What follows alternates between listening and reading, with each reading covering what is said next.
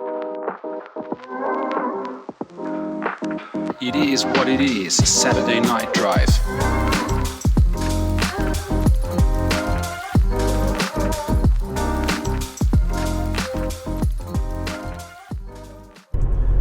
Welcome to the It Is What It Is Saturday Night Drive. Today is episode 3 and we are on our way around the city of Nuremberg.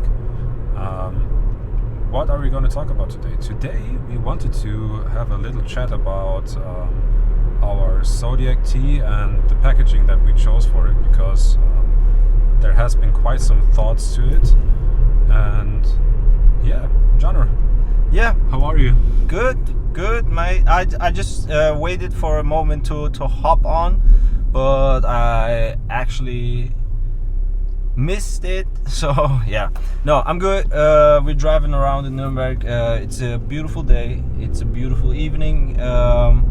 As Tim mentioned, we had some thoughts about what shall be some of the topics we will talk about today, because we always have like a lot of topics and could talk like actually about everything. So we wanted to like just trim it down a little bit. It's still gonna be spontaneous, but some pre-selected topics, and one of them is the packaging of IIWII. Yes. Yeah. So, as some of you know, we also produce and sell some t-shirts, and if you have seen our online shop, it's basically a plain white t-shirt with your Zodiac sign embroidered on the chest, and it's completely made in Germany, and it's 100% cotton. And we really thought about when we start with e-commerce, most of the things nowadays are very unpersonal, and we started to realize that there is a shift that people tend to appreciate, and also businesses try to stand out with some sort of unique packaging. And I think it has always been like that, but yeah, if you look at most of the e-commerce that is happening, you just there's just a focus on quick delivery and cheap prices, which is, I think, the main driver of increasing your revenue as a company. But nevertheless, we wanted to make it a little bit different, because at least we miss it when we shop online, and we are very busy during the week, and if we order something ourselves online, this is one aspect that we think could be improved. I think there are like many little things that we had like some thoughts about how this product can be slightly different. I mean, in the end, a t-shirt is a t-shirt. Definitely. You know, like it's nothing, like in its whole functionality, it's nothing different. But it started also, like, for example, with the logo. We were like, okay, what logo should we use? Shall it be the company logo or something, or like the Zodiac signs? Yeah. Right? So we chose the Zodiac signs because we didn't want to deliver another brand, because we didn't want like people wearing a brand, but rather something that expressed something about like not their personality, but something personal at least. Yeah, something personal at least. Also, like with the method of delivering the Zodiac sign. So we also had like thoughts about like just having the Zodiac sign printed on the t-shirt. Yeah. You know, like, but we just saw there is like still the element of embroidery. It's such a small thing, but it was so like important for us, because like it feels different, it has a different quality to it, and we just saw like there is so little shirts or like clothes that actually use embroidery in their product itself. So we didn't want to have like this just like fast printed, because print obviously would have been like cheaper for our production costs, but we wanted to have like the small elements that are like that differentiate from maybe the usual. And talking about the t-shirt, we also thought about something that has a very good longevity, because in the end you go into the store and you buy, at least I know it from my t-shirts that I had in the past, you go into the store and you buy a white shirt, and mostly they only serve you for 1 or 2 years, and then they're worn out, and or they lost their color or anything. And we thought with a t-shirt that has such a high quality, because the one that we decided for is something that you can, I would say, own at least for a lifetime, or let it be 10 years, except you grow out of it. But it's something of the highest quality, and it didn't feel right to just print something on it. it would have had to be permanent as the way the T-shirt is. Yes. As the concept of the Yes, T-shirt, of course. as the T-shirt is built, and Yeah. this was like the main thought, to do something truly long-living, sustainable, which is still personalized and gives you a special feeling. Yeah, and I think that just wraps up, also regarding packaging, that wraps up like the complete package. It was more about like delivering a good that you don't just like buy or consume that fast paced. Yeah. Because if you go to like any retail shop or e-commerce shop, most of the brands, if they are not high luxury brands, you're just like picking stuff. It's so fast paced. You don't even think about like quality, how long am I gonna wear it. You will just wear it for the season, you know. It's so fast paced, and you don't even actually like engage in the process of actually like thinking, shall I buy this, shall I not buy this. You just So go ahead, yeah, straight ahead, buy it's it. not like that conscious, the decision to get something, you know. And we wanted to make it maybe more conscious, or like more special in that manner.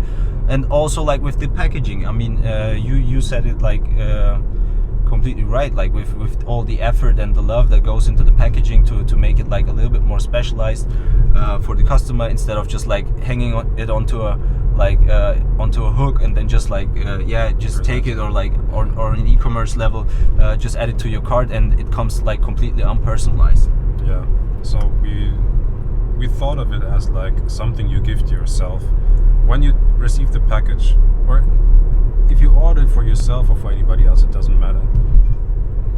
The moment you receive the package, it's like a gift for yourself. First you have to break the seal.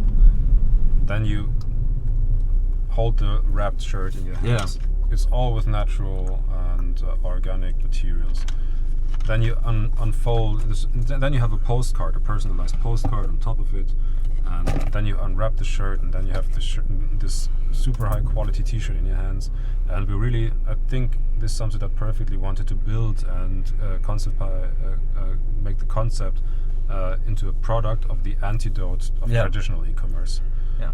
And I think like a great question to ask yourself at this point maybe would be like, we ask ourselves, when was the last time when we ordered something that we were actually looking forward to receive it? I mean, you always look forward to receive your package, but not like the good within the ordered package per se. You don't like, I was never like the last few years I was like, I ordered, I can't wait to actually get it, to receive it, or it didn't feel like an event, you know. It didn't feel like an event. It was just like brainless buying stuff. So except I think when you order something very big, that so I think like more like the story is disregarding the brand and the design, just like the whole package, like from like the stitching to the packaging, etc. We just wanted to like actually provide an event, a shopping event again. Exactly, to provide an experience. And also more or less set up a customer journey that you have from the moment that you receive the package. And something that sticks with you, even if you hold the T-shirt in your hands, I don't know, 2 or 3 years later. This is something that we really took care of. And as I said, completely natural materials. We wanted to get rid of the plastics because they are pointless. We think you can supply sustainable solutions within e-commerce without sacrificing the cost that much. And it's really something that is worth that has been worth it for us. Good. So maybe I think that's a small insight into our brains from the last months regarding IIWII. But maybe that was a good wrap up, I think. By the way, have you heard the thing about Macron's wife, that she's a transsexual? It's been a long time since I don't follow or like read any news, any global news, almost at all.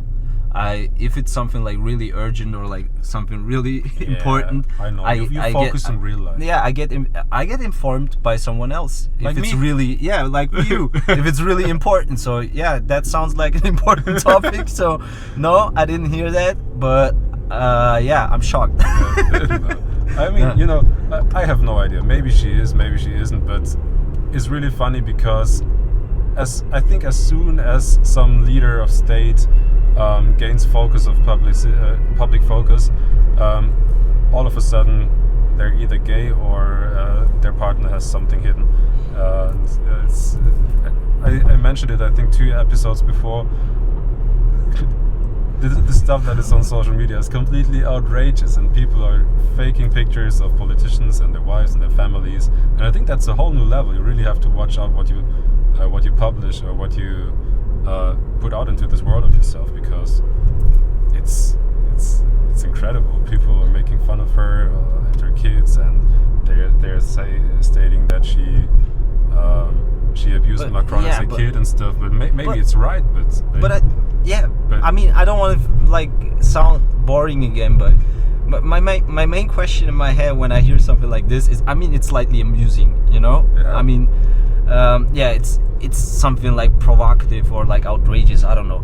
But the main question is like, what do I gain or lose from this information? And if Nothing. the answer is nothing, the information provided is irrelevant as fuck for me. Definitely, that's the way it is. Absolutely spot on. But the main thing in social media nowadays is attention. Yeah. And you can't deny it.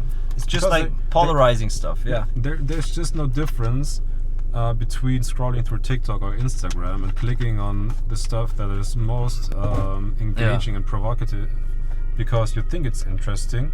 I heard it. I don't know if that's true, but for instance, if you go into like the different cultures of the world, TikTok, for instance, you know, in the USA they have this week just passed a bill that will lead to the ban of TikTok. Yeah, I was really like, that was great news for me. Yeah, I mean, it is great news, but to some it's bad news because they say TikTok is a progressive platform, and I kind of disagree with that. I agree though with the fact that it is a platform that is not centrally controlled by the United States. Yeah. And I also think that that's a main reason why the United States is banning it. Though I think it is a very bad sign for social media. Yeah. And this is why I really find it worrying that basically Twitter, for example, is the only other platform that seems to go a little bit the other road, and in comparison to Meta or Google and all the other platforms that are like move mainly in the same direction with content restriction and stuff like that. Yeah, it's not that strictly moderated. Yeah. But when you look at TikTok, I think TikTok is a good example. I heard of it. I don't know if it's true, so please don't state it as a fact. But in China, TikTok displays and highlights other contents than in Europe, and you don't have the access to the European or Western style of TikTok, where you have all those viral dances and stupid formats that just seem to have no purpose whatsoever. Yeah. And in China, instead, content like science experiments and worthy stuff is published. Yeah, it's more like motivating stuff for the youth and stuff like that. I also heard, I also heard that the algorithm is like different in China than maybe other parts of the world. That's also the case why I was like happy about like the announcement that TikTok will eventually get banned in USA, because I don't really, I don't really like social media per se. Yeah. Because and then that's also like emphasized like in the topic that we had, like with the algorithm, that the content that is like being pushed down your throat, it's actually pushed down your throat, because like the algorithm actually decides what you are going to see that day and what not. And it actually like really has an impact on your perception of what is important and what's not, and I think it shapes your thoughts a lot more than we maybe think that it does. Definitely. So I'm It really, shapes your reality. I'm really cautious with like social media consumption. So I was like actually glad that they banned TikTok. And I said it always, and I will always say like TikTok is like cancer for me. Like really. Yeah, but it's also scary how much more engagement you get from TikTok than Yeah, Instagram. of course. And I don't know why that is specifically, but I think no matter what, Instagram and TikTok, they know how to trigger your biological or psychological stimulants to just keep you engaged, to keep you ongoing on this platform. Because you completely zone out on these platforms. I mean, you can hop onto Instagram with the best intentions to just check one thing, and you end up in a wormhole learning something about, I don't know, Markus Söder having the greatest time eating a döner, and that's And it. no, like what really, and I think there was also this documentary on Netflix about like social media. I don't know what it was called. Yeah, no, is it the documentary with founders like of former social media executives and stuff like that. And there was like this one quote that really stuck out for me. If you use a service or a product and you don't pay for it, you are the product. Yeah. And that's actually what it is, because like everything also social media does, I mean, you have to wrap around your head for that. They analyze like your on-screen time, the content you're watching, so they can, like, everything they do to get you hooked and spend more time on this platform. Yeah. And you're being harvested. Yeah, you're being like, you're being harvested, and then people like actually like, and I think there are not being a how do you call it? Not being like really literate in psychology, but I think it has like vast psychological effects on you. So that's why I'm really cautious, as I said, with social media. Yeah, and it does shift your perception. There's no other way, because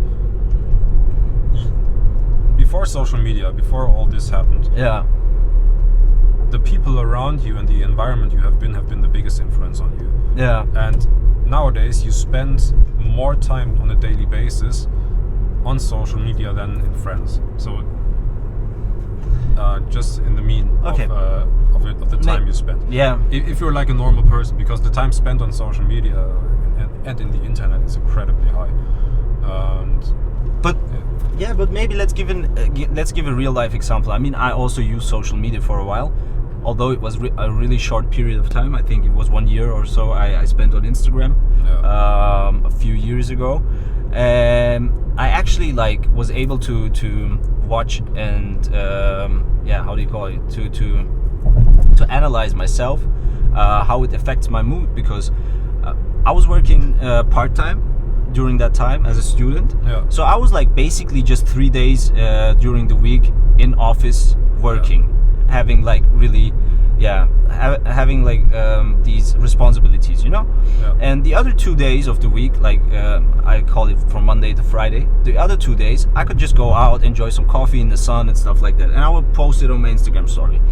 So the days I'm working in office, I watch the Instagram stories of others, and I see someone like enjoying a coffee in the sun outside, and I get bummed out because I have to be in office.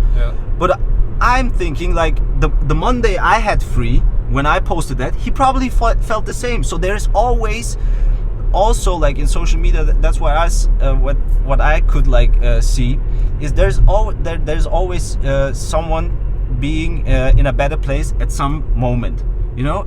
At that moment where you're not unfulfilled, there is someone out there or a content out there where someone is having his best time, and you start to compare yourself and forget about like 2 days ago maybe you were the guy people were looking up to.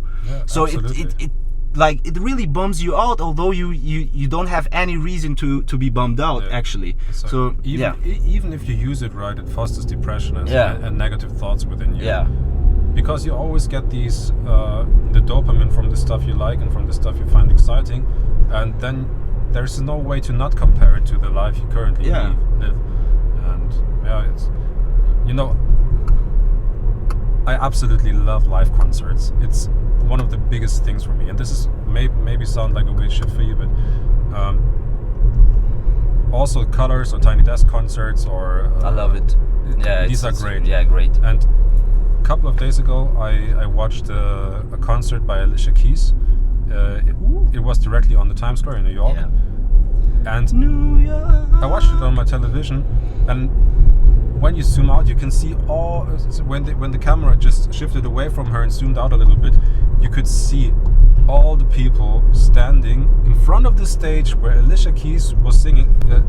Additionally, John Mayer was on stage because they had like a duet, and it was an incredible performance. And when you watch it on the television, you always see your favorite artist. Yeah. But when the camera shifted away from them, you could see all the people having their smartphones out and just filming the moment that they're currently in. I mean, and this looked so scary because in this exact same moment, you are in the moment. You can experience it yourself. Yeah. And what you do instead is just pick up your phone and film it, so you can watch it later when you feel, I don't know, bad or whatever. Do you catch yourself sounding like old folks? Yeah, from time to time. Like we're sounding like old folks right now. Yeah, but maybe I am, but I don't care.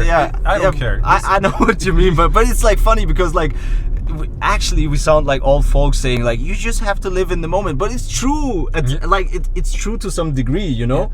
Yeah. I mean, you want to capture good moments. That's something else, but you don't do it consciously. Exactly like the e-commerce stuff. It's something different if you are on your concert and you just record your favorite song of this one artist. Yeah. But people are creating a whole own movie out of this, and it's something that I really don't like. Yeah. I create like movies on concerts myself. I create memories. And maybe I do even too many memories. I create too many photos or videos. But I really think and proactively try to limit myself with the usage of my phone during concerts, because I think this is the time now where I am watching this artist, appreciating their art, and I want to be conscious within that moment. I want to feel what they're doing. I want to see the visuals. I want to feel the beat. I want to get goosebumps. That's everything I want. And maybe I get those goosebumps when I later watch the video on my phone. Goosebumps every time. Yeah. But it's never the same as in the moment. So do it to a limited extent. And I afterwards watched a concert of the Killers. Yeah. I think it has been a concert at the Royal Albert Hall. It has been from 2007. I really don't even know who the Killers are. The Killers. They sang Mr. Brightside. I don't know if I know this song either. Okay. Judge me. That's a discussion. That's a point for discussion. Yeah. We have to talk later about this. That's not good. Yeah. Anyway, 2007, people. I thought, you know what? I'm gonna watch a concert now, and maybe 2007. This is different, but people had their camcorders out, but not as many as nowadays. Yeah. But I think the need to capture the moment was there still back then. But nevertheless, people were enjoying the moment much more, and they have been very engaged, and they were singing together, and it's a completely different experience. And also looking at it from nowadays perspective, it made me quite sentimental. Yeah.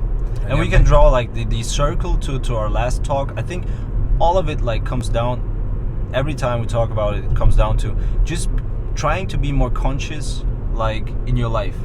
You know, just being more conscious. I mean, I had this talk this week about like how much our subconsciousness is like dictating our like moves, you know, throughout like our life or the day. But I don't think like our consciousness cannot be neglected at all. I mean, you can't be conscious with every decision you make. You know, there are like there are simple decisions there that are just like from experience. Subconsciously, you make this decision, and it's just you don't even realize it. But these there are moments in life where you can actually remind yourself to be more conscious in that situations. Yeah. And I think it's like really important to be like conscious, as you said, like to be more conscious during like the concert. What do I wish to gain from this concert? Do I want like the experience, and then just uncompromised experience, so I don't look at the phone? Or am I gonna say like, yeah, I want to have the experience a little bit, but also want to film a little bit? Yeah, it's okay. You just do you know? Yeah. Who am I to judge you? But do it consciously. And that was like the point. You said like it's like they're subconsciously like filming and doing all that stuff, because it's something like you just got used to film when someone is on stage. I think you follow your intrinsic need to just capture the moment. Yeah. You don't want this moment to get lost somewhere. Yeah. You fear about forgetting it. And, Absolutely. in the end, And people want to share stuff. Like, people are social. They want to share stuff, and the best way to share something, they want to share it to get recognition, to show the other people, look what amazing thing had just happened to me. Yeah, of course. But the best way to share something is to actually capture something. Capture it, or ask the person you want to show it, hey, do you want to join the concert? It's my absolute favorite artist. I would love you just joining me, and go. I'm just saying, I understand people filming concerts and stuff like that, but it's more about like, are you doing it like just because like you want to film something? No, because everyone else does it, or it's like now the new, how do you call it? Like these new unwritten rules, you know? It's an new unwritten rule. If you're at a concert, at a major concert, you just film it like everyone else. But who says that? Did you like make this decision to film really consciously, to say like, I want to film this? Or was it just like out of like social pressure? Like out of like, I don't know, something you haven't thought about, but you just do it because that's the way it is. Yeah. You know, that's my main problem, let's say, with those situations. Yeah, strange. And I really hear Matthew McConaughey in my ear saying, don't have acid. Yeah. Don't have acid. Yeah, but it's true. Don't have acid. It's with everything. Yeah.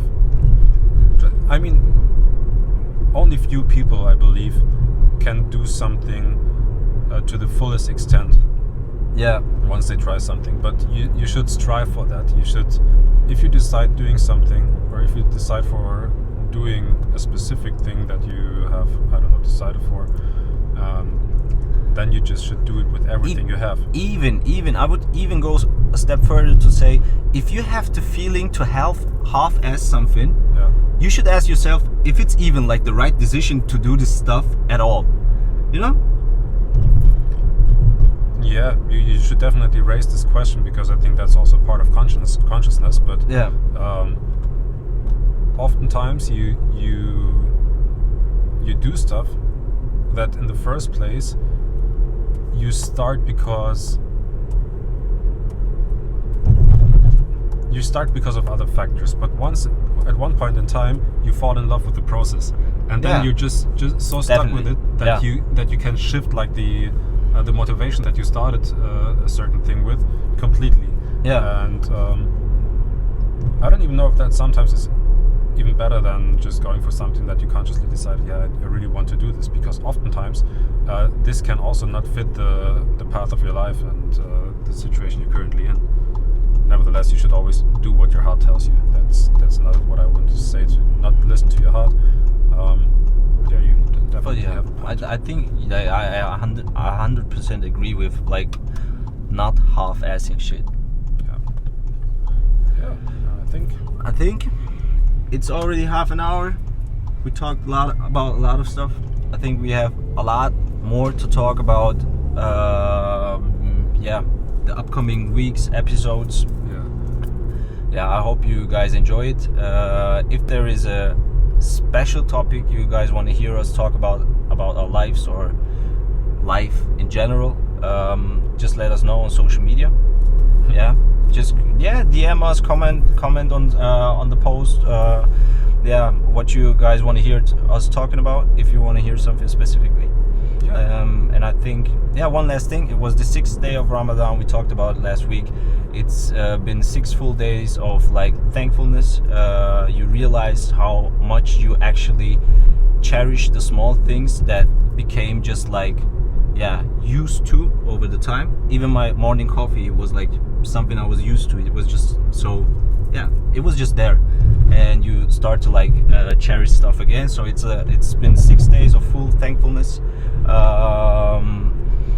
And I hope it will be 3 more weeks as good as the last week. I'm pretty sure you will do it. Yeah. I'm pretty sure. Because you have done it in the past, you will do it now. I think this year it's also a little bit easier for you because of the time. And, Yes. If you want to know what I enjoyed today, reach out to me. Yeah. Leave a comment, DM us, share it. Do everything you can. Just do it! Yes, Shia LaBeouf. Good. Just do it. So anyway, people, this has been episode 3. It has been an amazing time again at the It Is What It Is Saturday night drive. It was. And people, we love you. Yeah, we love you so much. And don't forget, whoever threw that paper, we love you. Yeah, alright. Your mom's a hoe!